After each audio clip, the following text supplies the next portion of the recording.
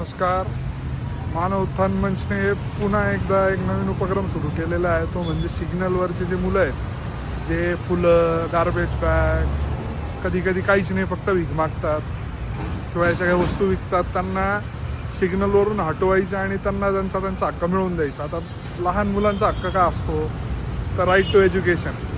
ते तर सरकारची ती एक पॉलिसीच होती, RT म्हणायचो आपण त्याला. तर तो एक त्यांचा हक्क आहे आणि कामं करणं हा काही त्यांचा हक्क नाही. त्यांचा हक्क खाणं पिणं खेळणं अभ्यास करणं तेवढाच आहे आणि त्याच्यानेच त्यांचं भविष्य होईल. आपण दया माया करून त्यांना 5 रुपये 10 रुपये देणं किंवा त्यांच्याकडनं वस्तू घेणं ही कोणती त्यांच्यावर दया नाही, तर हा डायरेक्ट त्यांच्या भविष्याचा खेळ आहे असं आम्ही मानतो.